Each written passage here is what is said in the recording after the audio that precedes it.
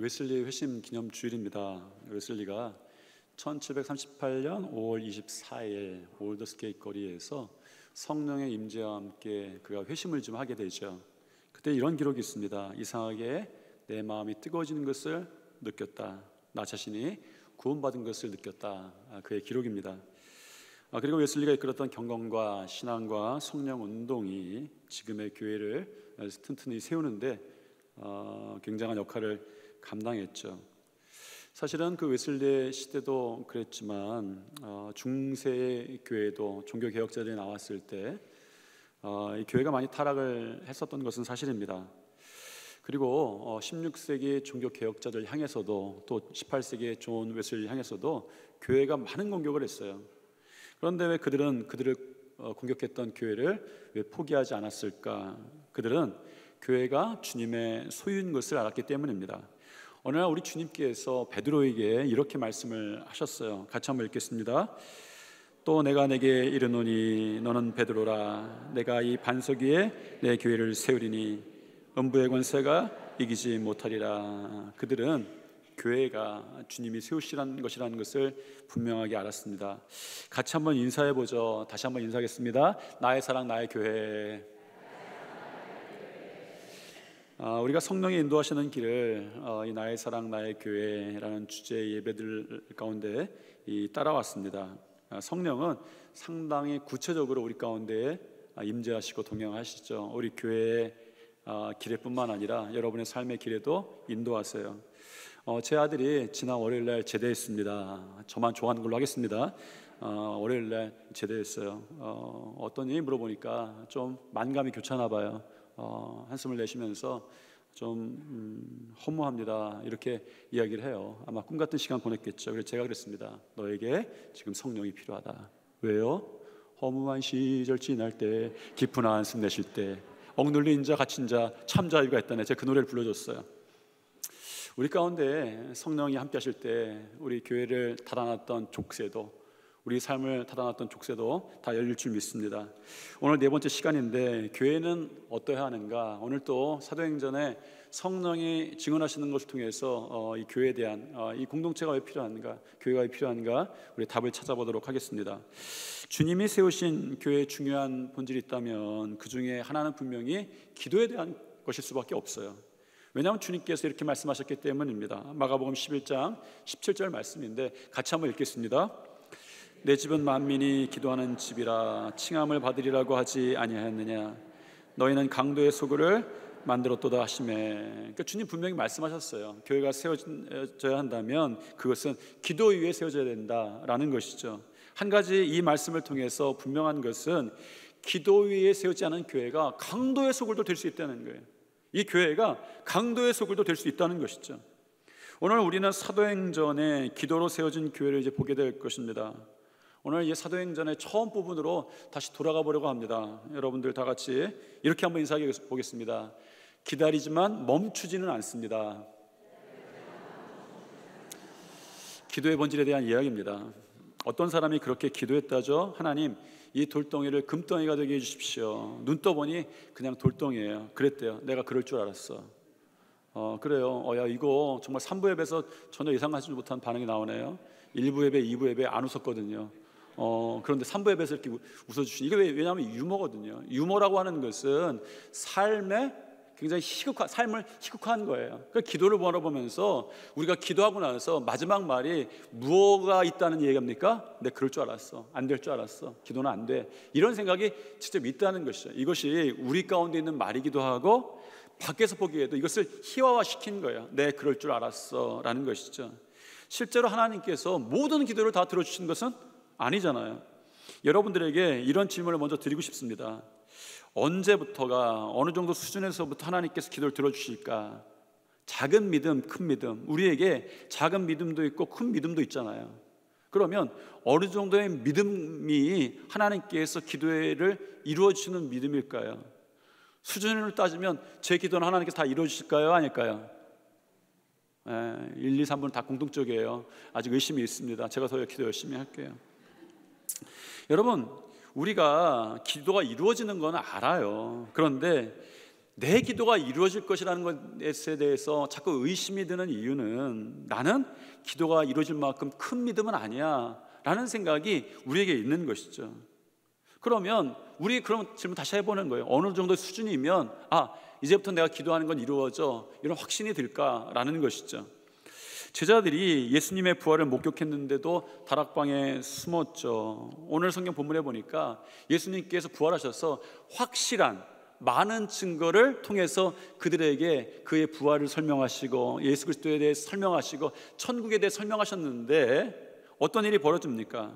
확실히 부활에 대한 믿음은 있었겠으나 그들이 다락방에 숨습니다. 어쩌면 작은 믿음이죠. 그러니까 작은 믿음이 드러났던 곳이 다락방이었어요. 부활을 안 믿어서 다락방에 숨은 거 아닙니다. 부활하신 예수님도 보고 부활하신 예수님께 설명도 듣고 많은 증언도 받았는데 숨어버렸어요. 그렇잖아요. 우리가 이 정도 되면 예수님 계신 거 알아요. 누군가의 기도가 들어주는 건 알아요. 그런데 우리의 기도는 다락방에 숨는 거예요. 여러분, 그런데 성경에 보면 예수님께서 제자들과 동행하는 가운데에 작은 믿음을 책망하시긴 하셨어요. 마태복음에만 봐도 작은 책망에 대해서 한 4번 정도 말씀하시면서 책망하셨습니다. 그래도 작은 믿음으로 비록 세상에서 흔들리는 삶을 살았지만 작은 믿음 가운데에 예수님께서 무리도 걷게 하셨고 광풍도 잠재워 주셨어요. 우리의 믿음의 크기 때문이 아니라 예수님의 능력으로 기도가 이루어지는 것이죠. 여러분, 작은 믿음도 기도는 이루어집니다. 우리의 여러분의 믿음의 크기가 아니라 예수 그리스도의 능력이기 때문에 이루어지는 거예요. 그런데 실상은 우리 앞에 여전히 기도하는데도 꿈쩍이지 않는 문제들이 있는 거예요. 가로막힌 일이 있는 거예요. 어제 제가 새벽 기도하면서 좀 당혹스러웠어요. 제가 일부 예배 때는 이종빈 목사님 저기 앉아 있어갖고 뭐라고 했어요. 이종빈 목사님이 내 설교에 방해가 되더라 라고 막 했습니다. 여러분 이렇게 막 심각하시면 안 돼요. 그렇게 막 비난한 것도 아니었었어요. 왜냐하면 어제 본문이 욥기 5장이었거든요. 그런데 8절 9절 말씀 전하는데 8절 9절 말씀이 이거예요. 나라면 하나님을 찾겠고 내 일을 하나님께 의탁하리라. 하나님은 헤아릴 수 없이 큰일을 행하시며 기이한 일을 셀 수 없이 행하시나니. 사실 제가 그동안 말씀을 준비하던 오늘의 말씀의 요체가 이 말씀과 일맥상통했습니다. 여러분, 기도에 대한 말씀이죠. 나 같으면 하나님 찾아서 내 사정 하나님께 다 털어놓겠다. 이거 저기 세번역 성경에 나온 이야기입니다. 나 같으면 하나님 찾아서 내 사정을 하나님께 다 털어놓겠다. 하나님이 사랑하는 자들의 기도를 다 이루어주신다. 이런 이야기입니다. 제가 이런 말씀 전하려고 준비했어요. 그런데 이 본문이 어떤 본문이냐면 욥이 고난당할 때 욥의 친구 중 하나였던 엘리바스가 욥에게 와서 했던 이야기입니다. 이 말이 맞는 이야기죠. 안 맞습니까? 맞죠, 이 얘기. 나 같으면 하나님께 다 털어놓겠다. 그러면 하나님께 사랑하는 자들의 기도를 다 들어주신다. 이 말이 맞는 얘기인데, 신앙에 일반적으로 맞는 이야기인데 결론적으로는 아닙니다. 왜냐하면 욥기가 끝날 때쯤에 그렇게 말했던 엘리바스를 향해서 하나님께서 책망하셨거든요. 너희들이 나에 대해서 말하는 것이 옳지 않다라고 말씀하셨습니다. 여러분, 엘리바스가 했던 신앙의 교훈들이 틀렸던 것은 아닌데 그가 말한 것이 욥에게 그렇게 말하면 안 된다는 거예요. 그러니까 일반적으로는 맞는데 욥에게는 그렇게 말하면 안 된다는 거죠. 저에게 그런 게 도전이 되었습니다. 저도 기도에 대해서 신앙의 기초 위에서 전하려고 했던 것은 분명합니다. 제 말이 틀리겠습니까? 성경의 말씀이 있으니까. 그런데 어쩌면 이 말이 누군가에게는 엘리바스의 말처럼 하나님께서 그렇게 말씀하실 거예요. 네가 그렇게 무조건 말하는 거 네 말이 옳지 않도다 할 수도 있겠다는 생각이 들었습니다. 그래서 구분해야 하죠. 기도함으로 탄탄대로가 있는가 아니면 기도함으로 뚫리는가, 이건 좀 구분해야 된다라고 생각하기 시작했습니다. 묵상하기 시작했어요. 하나님께서 구약의 여러 군데 보시면 우리에게 형통에 대해서 말씀하셨어요. 형통. 여러분, 우리들에게 하나님께서 형통에 대해 말씀하셨는데 탄탄대로가 아닌 거예요. 엘리바스가 보기에 욥에 가는 길이 막혔습니다. 왜? 하나님을 의지하지 않기 때문에 막혔다고 생각했어요. 기도가 부족했다고 책망을 했습니다. 기도에 대한 오해이죠. 우리 가운데에 기도에 대한 오해가 있을 수 있습니다. 그래서 우리가 좌절하고 실망할 수도 있겠다, 이런 생각했습니다. 저는 기도가 다 이루어진다 이렇게 말하고 싶어요. 여러분들에게 강하게 선포하고 싶습니다. 기도는 다 이루어집니다. 이번 한 달 동안, 2달 동안 저희 교회에서 죽다 살아나신 분이 3분 계세요. 심장도 몸 밖으로 꺼내놨다가 또 어떤 분은 뇌에 피가 터져서 당장 이분이 죽게 되었다라고 말했는데 그 다음날 바로 회복했어요. 말도 하시고. 정말 기적 같은 일이죠. 정말 잃어버린 줄 알았던 자녀가 살아났습니다. 의사가 그렇게 말 안 했거든요. 그런데 살아났어요. 이 세 분 다 그냥 죽을 것 같은 고통인데 살아났다 이게 아니라 문자적으로 거의 죽을 뻔했는데, 죽었다고 말해도 상관없는데 살아나셨습니다. 정말 위급했고 상황이 절망적이었어요. 정말 같이 간절히 기도했습니다. 저도 다른 때보다 간절함이 더 있었죠. 그들의 아픔이 너무 느껴지는 거예요. 다 살아났습니다. 참 감사해요. 이 짧은 시간에 그 세 분의 이야기가 있는 거예요. 여러분들에게 언제 그분들이 간증할 수도 있겠습니다. 여러분 다 살아났으면 이 정도면 박수 크게 쳐야 되잖아요. 아멘 크게 하고 나서 이런 일이 일어났습니다. 기도했는데 살아나는데 너무 좋은 거예요. 야 이거 좀 어렵습니다, 위급했습니다 아니라 다 끝났습니다 이렇게 말했는데 당장 다음날 전화 와서 살아났습니다, 말도 합니다, 됩니다 라고 하는 거예요. 이게 몇 개월 후에까지 어떻게 될지 모릅니다, 많은 데미지가 있습니다 라고 했는데 그냥 살아나 버리는 거예요. 저도 기도하면 살리는 주님의 사역이 너무 좋습니다, 바랍니다. 그런데 기도하면 다 살아나는가? 이렇게 질문해 보겠습니다. 예수님이 인도하시는 길, 주님이 인도하시는 길이 다 좋던가요? 모세가 하나님의 명령을 받아서 이스라엘 백성을 이끌어 애굽을 탈출합니다. 하나님은 그들을 홍해라는 바다로 인도하셨습니다.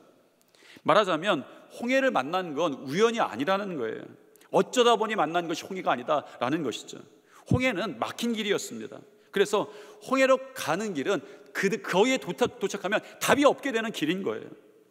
이스라엘 백성들이 처음 그 길을 떠날 때 그들의 여정이 어디로 가는지 몰랐겠습니까? 아니죠. 성경에 보니까 그들이 살던 곳으로부터 홍해까지 걸어서 사흘 길이었어요.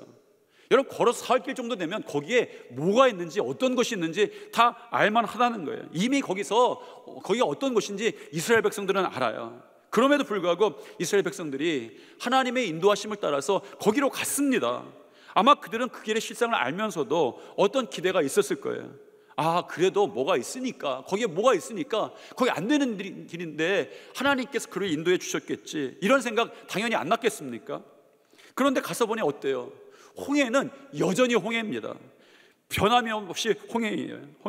더 이상 길이 없습니다. 막혔죠. 그들의 길이 중단할 수밖에 없는 그 여정이 되어버렸어요. 죽게 되었다고 말하죠. 하나님이 적어도 거기에 인도해 주시려면, 이스라엘 그 수많은 백성들을 이동시키시려면 그 홍해 가운데 항공모함 몇 척 정도는 준비되어 놓으셨어야 되는 거예요. 우리의 인생길에 있어서 하나님 저 길로 가면 안 될 것 같은데 하는데 그 길로 인도하셨습니다. 그러면 우리 가운데 무슨 믿음 생깁니까? 거기에 하나님이 준비해 주신 놀라운 일이 있겠지 하고 갔는데 보니까 항공모함은커녕 거기에 몇 척의 배도 없는 거예요. 이스라엘 백성들이 한탄하던 게 그거 아닙니까? 우리가 다 죽게 되었다는 거 아니에요. 다시 말하면 홍해로 가는 길이 그렇게 삶을 살면서 사는 길, 경쟁력 있는 길은 아니었다라는 것이죠. 오늘 우리가 읽은 본문에도 똑같이 나옵니다. 성경에 왜 이런 이야기가 많이 나오는지 모르겠어요. 예수님 부활하셨습니다. 제자들이 부활하신 예수님 만났어요. 십자가 앞에서 두려워서 도망갔던 제자들이 예수님 정말 부활하시니까 정말 예수님 앞에 다시 나왔고 예수님을 만났습니다. 오늘 본문 3절에 보니까 이렇게 말하죠. 그가 고난 받으신 후에, 같이 읽읍시다. 같이 읽고요. 시작. 그가 고난 받은 후에 또한 그들에게 확실한 많은 증거로 친히 살아계심을 나타내사 40일 동안 그들에게 보이시며 하나님 나라의 일을 말씀하시니라. 그들에게 확실한 많은 증거로 친히 살아계심을 나타내사, 그럼 아주 부활일도 확신하게 있겠죠. 40일 동안 그들에게 보이시니 하나님 나라의 일을 말씀하시니라. 예수님 부활하셨습니다. 그런데 뭐가 달라졌습니까? 예수님 부활하셨다고 좋아졌습니까? 아니죠. 연약했던 그들은 여전히 연약했던 거예요. 제자들이 예수님 부활하셨을 때 꿈이 생겼을 것 같아요. 이게 이제 무슨 일이 일어나겠지, 십자가로 위협받던 인생에, 핍박받던 인생에, 고난받던 인생에 이제는 무엇인가 일어나겠지라는 기대 안 하겠습니까? 여러분이 예수님 믿지만 때로는 의심도 있었어요. 두려움도 있었어요. 도망가기도 했습니다. 예수님을 외면도 하기도 했어요. 그런데 오늘 이 자리에 부활하신 예수님 딱 나타나셨어요. 수많은 증거가 아니더라도 나타나심 하나만 가지더라도 예수님 말씀이 사실이구나, 어떤 기대가 생기지 않겠습니까? 나의 삶에 이제 뭔가 일어나지 않겠다 기대가 생기지 않았겠습니까? 그런데 제자들 가운데 아무 일도 일어나지 않았어요. 제자들에게도 아무 일도 일어나지 않았고 제자들이 사는 세상에서 아무 일도 안 일어났습니다. 부활하신 예수님 밖에는 그들 앞에 없는 거예요. 대신 제자들에게 예수님이 하셨던 말씀이 이렇죠. 예루살렘에서 기다려라 라는 말씀이었습니다. 그 말씀 하나였어요. 예루살렘에 가서 기다려라. 여러분, 예수님이 기다리라고 말씀하시죠. 이 말씀 오늘날 우리에게 주어진다면 우리는 어떻습니까? 요즘 말로 말하면 경쟁력이 없습니다. 사는 길은 아니에요. 패배하기 딱 좋습니다. 현대가 속도전의 시대다라고 하는 것은 이제 누구나도 부인할 수 없는 거예요. 빠른 것이 경쟁력이 있다는 거예요. 제가 알기로도 자동차를 새 모델을 만들어내는 주기도 한 5년에서 지금 3년, 2년 뭐 이렇게 줄어들었다는 거예요. 핸드폰도 매년 그 새 거 같은데 매년 신제품이 나옵니다. 왜? 빠른 게 경쟁력이 있는 거예요. 빠른 게 사는 거예요.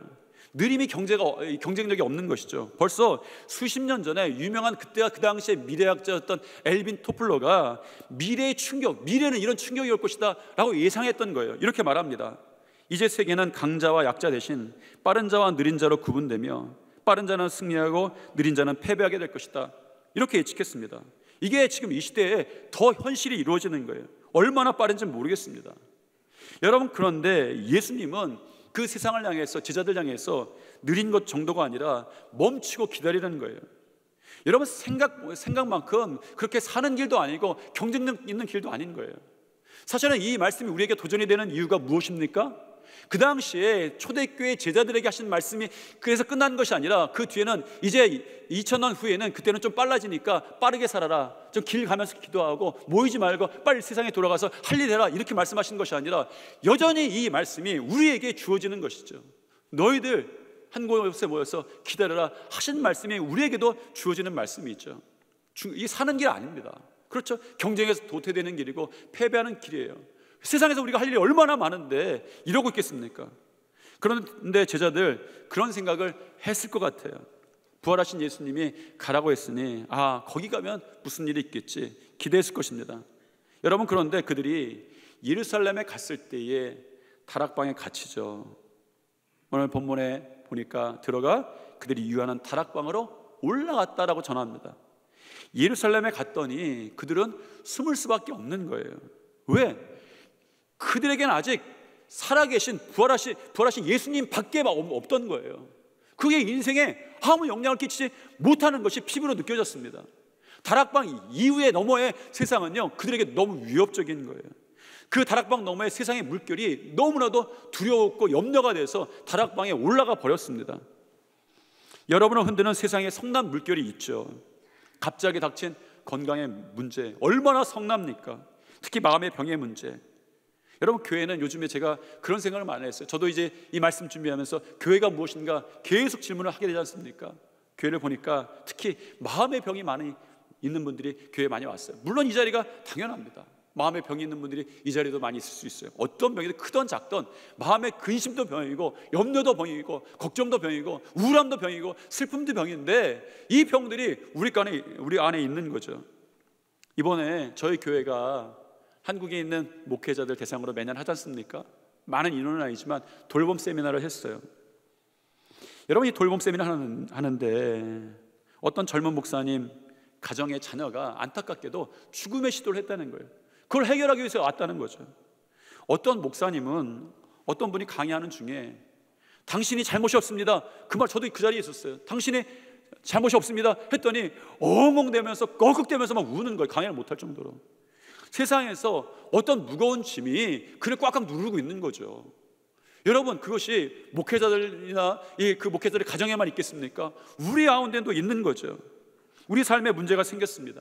슬픔이 가득해요. 마음의 병들이 생깁니다. 뿐만 아니라 세상이 요동쳐요. 환경이 정말 짓눌릅니다.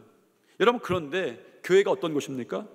교회는 부활하신 예수 그리스도가 그런 사람들을 모아서 기다리라라고 하신 장소예요. 그래서 교회에 오면 위로 받습니다. 같이 모여. 그런데 교회의 가장 약점이 무엇인지 아십니까? 교회가 피난처는 될 수 있어요. 우리가 서로 위로할 수는 있습니다. 그런데 세상에서 부딪히는 문제는 세상에서 해결해야 되는데 교회는 그 세상은 아니라는 거죠. 문제로부터 떨어져 있는 피난처는 될 수 있지만 문제가 해결돼야 되는 여러분의 자리는 아니라는 거죠. 지금 뭐라도 해야 되는 자리는 다락방 너머에 있는 것이고 우리 교회 바깥에 있는 거예요. 이렇게 말하고 싶습니다. 정확히 말하자면 교회는 세상과 떨어진, 단절된, 아무것도 할 수 없는 멈춘 자리인 거예요. 세상에 하던 일 다 멈추고 와서 이 자리에 있는 거 아닙니까? 그래서 한편으로 이 멈춘 자리에 나는 들어가기 싫어 라는 사람이 세상 내에 너무 많은 거예요. 위급할 때는 그 위급함을 해결하기 위해서 분주해야 되는 거죠. 급해 죽겠는데 일요일이라도 뭐라도 해야 되는데 한가하게 앉아서 노래 부르고 말씀 강연 듣고 뭐 이럴 여유가 어디 있습니까? 멈추면 죽는 사람들이 죽겠는 사람이 있는 거예요. 지금 뭐라도 발버둥 쳐야 되죠. 빠르게 움직여야 되죠. 한편으로는 잘 나가는 사람들도 있어요. 지금 막 잘 나가는 사람들에게도 마찬가지 아닙니까? 물 들어올 때 놓아줘야지 지금 멈추면 안 된다는 거예요. 그런데 특히 교회에서, 예배에서, 여러분 삶 가운데 기도의 자리는 그 자리에 머무르고 있는 거예요. 모든 것을 그만두고 머무르고 있는 거죠. 가만히 앉아서 눈 감고 손 모으고 다른 생각하는 거예요. 세상의 문제에 대해서 생각하지 않고. 그런데 여러분, 기다리는 자리와 멈춘 자리는 다른 거예요. 예수님께서 제자들 향해서 예루살렘에서 멈춰 있어라 말씀하시지 않고, 그 자리에 머물러 있어라 말씀하시지 않고 기다리라 말씀하셨어요. 예수님께서 제자들을 기다리는 자리로 보내셨다라는 것이 여러분들에게 분명해져야 합니다. 따라해 보겠습니다. 기도는 기다리며 멈추지 않는 비결이다. 오늘 본문 13절 14절에 보면 이렇게 이야기하죠. 이름 하나하나를 불러가면서 그들이 했던 단 하나의 일을 전하는 거예요. 여러분, 제자들이 모여서 그 일을 했다라고 말하지 않고 한 사람 다 이름을 불러가면서 그들이 했던 단 한 가지의 이야기를 하는데 그것이 기도였습니다. 베드로, 요한, 야고보, 안드레와 빌립, 도마와 바돌로메, 마테와 및 알페오의 아들 야고보, 셀롯인 시몬, 야고보의 아들 유다가 다 거기 있어 여자들과 예수의 어머니 마리아와 예수의 아우들과 더불어 마음을 같이하여 오로지 기도에 힘쓰더라 라는 이야기입니다. 이스라엘이 애굽을 탈출하던 홍해의 장면으로 다시 한번 돌아가 보려고 합니다. 애굽을 탈출한 이스라엘 백성이 홍해 앞에 있었어요. 앞길이 막혔습니다. 멈췄습니다. 그래서 죽게 되었어요. 다른 능력은 그 앞에서 발휘될 게 없었습니다. 다만 출애굽기 14장에 보면 그들이 할 수 있는 것이 하나 있었습니다. 여러분, 그것이 기도였습니다. 우리는 여기서 하나님께서 약속하신, 구약의 여러 군데를 통해서 약속하신 형통의 의미, 막히지 않는 길의 의미를 찾아야 합니다. 형통은 막히지 않는 길인데 하나님께서 구약에 보면 형통에 대한 약속을 하셨는데 실제로 우리 삶에는 막힌 길이 있는 거예요. 하나님 아버지께서 당신을 사랑하는 자녀에게 형통케 하시겠다 말씀하셨는데 홍해 앞에도 길이 막히고, 사실은 여리고성 앞에도 길이 막히고, 다 길이 막힌 길이 성경에 다 숨기지 않고 드러나 있습니다. 그런데 우리가 깨닫지 못하는 것이 있죠. 우리는 홍해를 보면서 길이 없는 것은 분명해 보입니다. 그런데 분명한 것이 하나 있죠. 홍해 밑에 하나님께서 길을 준비해 주셨다라는 것입니다. 하나님의 인도하시는 곳에 없는 게 아닙니다. 길이 있어요. 그들은 멈췄지만 하나님께서 이미 일하셨고 준비하셨기 때문입니다. 여러분, 기도는 그런 거예요. 기다리며 하나님의 하시는 일에 동참하는 거예요. 이미 그들은 홍해에서 길을 내는 아무런 일도 하지 않았습니다. 그런데 길이 생겼어요. 왜? 하나님께서 일하셨기 때문입니다. 기도는 내 일을 이루는 것이 아니라 하나님이 하시는 일을 목도하게 되는 것이죠. 여러분에게 이런 축복이 시작되기를 축복합니다. 문제 앞에서 멈추어서 기다릴 때가 있다는 거예요. 그렇죠? 아무것도 할 수 없어서 놓고 기다리는 거예요. 그런데 문제 앞에 서서 기다리며 해야 되는 것은 다른 빠른 길을 찾는 것이 아닙니다. 문제를 푸는 가장 빠른 길은 길을 아는 사람을 찾는 거예요. 욥이 말합니다. 그러나 내가 가는 길을 그가 아시나니 라는 거였어요. 여러분, 욥은 자기의 길을 모르겠어요. 왜? 자기에게 너무 큰 고난이 닥쳤기 때문입니다. 아무런 이 방향도 나오지 않아요. 그런데 욥이 고백하는 거예요. 내가 가는 길을 그가 아시나니 그가 나를 단련하신 후에 내가 승문같이 되어 나오리라. 나는 그 길을 모르지만, 모를 수밖에 없지만 그 길 앞에 홍해가 있는데 어떻게 길이 있을 수 있어? 여리고성이 있는데 어떻게 길을 잃을 수 있어? 문제가 있는데 어떻게 길을 잃을 수 있어? 고난이 있는데 길을 어떻게 잃을 수 있어? 나는 그런 사람이지만 나의 길을 그가 아시나니 그가 가시는 길에 나는 승승같이 될 것이다 고백하는 것이 욥의 고백이었습니다. 우리는 홍해 때문에, 여리고성 때문에 그 길을 보지 못하지만 그 길이 있어요. 왜? 하나님이 여러분들을 위해서 일하셨기 때문입니다. 저는 여러분들에게 감히 선포합니다. 하나님은 아세요. 왜? 이미 하나님이 스스로 만들고 준비하셨기 때문입니다. 홍해 밑에도 길이 있고 여리고성 밑에도 길이 있었고 여러분 그 다락방 너머에, 그 벽 너머에도 길이 있었습니다. 우리는 멈추지만 하나님은 일하심으로 한 번도 멈추신 적이 없어요. 이미 우리를 위해서 일하고 계셨습니다. 저는 여러분들에게 선포합니다. 하나님은 지금도 여러분을 위해서 일하고 계신 분이에요. 우리 아버지십니다. 그러므로 정말 기도는 우리의 일을 성취하는 것이 기도가 아니라 하나님이 이미 하시고 계신 일에 우리가 편승하는 것뿐인 거예요. 어쩌면 이것은 우리가 비행기를 타는 것과 마찬가지입니다. 비행기 타고 나서, 그 비행기 타고 나서 누가 그걸 뛰어다닙니까? 그 비행기에 맡기는 것이죠. 다윗을 보세요. 쫓겨다니고 실패한 시간이 성경에 보면 절대적으로 다윗의 이야기 가운데 많이 차지하고 있습니다. 어쩌면 다윗의 인생을 쭉 보면 실패한 인생이다라고 말해도 과언이 아닙니다. 쫓겨다니는 인생이, 정말 죽음의 위협에 있는 인생이, 사람들로부터 미움받던 인생이 어떻게 성공한 인생일 수 있겠습니까? 그에게는 그것을 이길 힘도 부족했고 능력도 부족했고 세력도 부족했어요. 그래서 쫓겨다니는 것이죠. 그래서 그가 하고자 하는 것마다 다 부족했습니다. 부족하고 결핍하니 하나님이 하는 것마다 다 막혔어요. 당연합니다. 이 다윗에게 그 시간, 기다리는 시간은 다윗에게 다 고난이었고 실패였습니다. 그런데 시편 41편 1절에서 다윗이 이렇게 고백하죠. 같이 한번 읽겠습니다. 내가 여호와를 기다리고 기다렸더니 귀를 기울이사 나의 부르짖음을 들으셨도다. 내가 여호와를 기다리고 기다렸더니, 여러분 그냥 기다렸다라고 말하지 않고 기다리고 기다렸더니 그의 마음이 조금은 보입니다.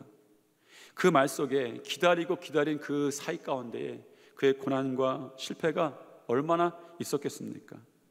기다리고 기다릴 때 그가 했던 것이 무엇입니까? 하나님께 기도한 거예요.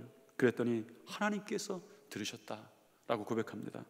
그리고 나서 시편 23편에 그가 뭐라고 고백합니까?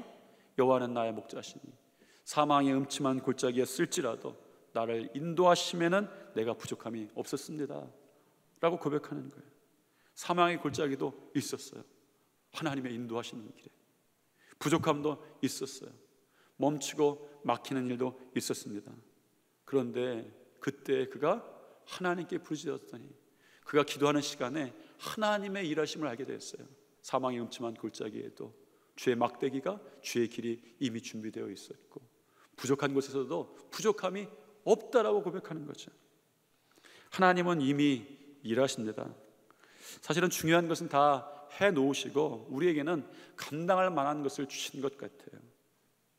기억해야 할 것이 있습니다. 이스라엘 백성들이 출애굽할 때에 가장 큰 대적이 누구였겠습니까? 가장 큰 원수가 누구였겠습니까? 가장 강한 세력이 누구였겠습니까? 전쟁하면 가장 어려울 만한 나라가 누구였겠습니까? 애굽이죠. 여러분, 이스라엘의 가장 큰 전쟁은 가장 강한 세력이었던, 그들의 가장 큰 원수였던 애굽과의 전쟁이 계속됐어야 돼요. 왜? 그들의 원수였고 가장 강했기 때문에. 그런데 성경의 이스라엘 여정 중에 이스라엘이 애굽과 전쟁한 이야기가 없습니다. 이상하지 않습니까? 제일 원수가 애굽인데 애굽과의 전쟁이 성경에 나오지 않습니다. 왜 그렇습니까? 이미 가장 큰 적은, 그들이 감당 못할 적은 이미 하나님께서 홍해에서 싸우신 거예요. 그들은 길을 갖고 하나님이 전쟁하시는 거예요. 여러분, 그들은 이 전쟁에 대해서 아무 기여하지 않습니다. 그런데 애굽을 물리쳤어요. 하나님이 일하시는 것이 그것이죠. 그것이 기도였습니다. 다 치워주시고 감당할 만한 것을 주시는 것이죠. 제일 어리석은 것이 있습니다. 기도 없이 길을 가는 거예요. 전 여러분들에게 부탁합니다. 여러분들의 담임 목사로서 그런 부탁을 하고 싶은 거예요. 기도 없이 길을 가지 마십시오. 약한데 고집 피우지 마십시오. 나에게 연약함이 있는데 고집 피우지 마십시오. 우리의 약한 것은 문제가 아닙니다. 더 의지하기 때문에 우리가 강해지는 거예요. 우리 앞에 큰 문제를 만날 수도 있습니다. 그런데 그것이 문제가 아닙니다. 큰 고난을 만날 수도 있어요. 큰 장애를 만날 수도 있습니다. 그러나 그것이 문제가 아니라 정말 무엇이 문제입니까? 내가 그것을 이길 수도 없는데도 하나님께 기도하지 않는 거예요. 의지하면 하나님의 일하심에 우리가 올라타게 되는데, 편승하게 되는데, 하나님의 일하심 가운데에 우리가 떨어져 나가버리는 것이죠. 하나님의 축복은 우리의 완전에서 나오는 것이 아닙니다. 우리는 불완전하지만 하나님을 의지하는 데서 하나님의 축복의 물결에 올라타는 거예요. 가정의 달이 끝나갑니다. 우리 가정에 삶에, 경제에, 건강에 연약한 것들이 있어요. 결핍들이 있습니다. 부족함들이 있죠. 그 결핍 때문에 자녀들을 볼 때 특히 부모의 마음이 아플 때가 또 있겠다, 그런 것들을 경험하고 여러분들도 그런 것을 경험할 수도 있겠습니다. 그런데 부모가 해야 될 것은 하나님을 의지하게 만드는 거예요. 연약함이, 부족함이 보게 된다라는 사실을 그들에게 알려줘야 되는 것이죠. 그것이 부모의 사명입니다. 하나님을 의지하면 하나님을 의지하지 않는 인생보다 100배, 1000배는 더 능력 있는 삶을 살 수 있어, 더 강해질 수 있어 라고 여러분들이 강하게 말해야 합니다. 그것이 신앙이죠. 그러면 언제가 그 자녀들이 그렇게 고백할 거예요. 저는 약했습니다. 저는 연약했습니다. 저에게 부족한 것도 많았습니다. 제가 못하는 것도 참 많았습니다. 그런데 하나님께서 저를 능력으로 채워주셨습니다. 이런 고백이 자녀에게 나온다면 얼마나 기쁨이 있겠습니까? 저는 오늘 여러분들에게도 그런 말씀 드립니다. 여러분을 축복합니다. 여러분들에게 결핍이 있을 수 있습니다. 부족함이 있을 수 있습니다. 남보다 풍족하지 않을 수 있습니다. 그런데 하나님께서 여러분을 향한 계획과 일하심을 멈춘 적이 없다는 것이죠. 천국은 내가 이루는 것이 아니라 하나님께서 이루어줄 줄 믿습니다. 여러분이 기도하는 모든 것에, 그것이 육신이든지 마음이든지 나의 가정이든지 어딘지 천국을 이루시는 것은 하나님이 일하시는 거예요. 하나님이 다스리시는 것이죠. 그리스도인들에게 기다림의 정의는 멈춤이 아닙니다. 주님은 우리를 멈추고 기다리게 하심으로 우리들에게 알려주고 싶은 것이 있어요. 무엇입니까? 하나님이 일하신다라는 것입니다. 내 아버지가 일하신다. 그래서 멈추었을 때, 우리가 여러 가지 어떤 일로 멈췄을 때 해야 되는 것이 있습니다. 기도하는 것이죠. 여러분의 인생 가운데 막혔을 때 조급해지죠. 빨라집니다. 내가 서둘러야 이것을 이길 수 있겠다, 이런 생각도 듭니다. 그런데 여러분의 인생 가운데 막혔을 때에, 조급했을 때 기도하십시오.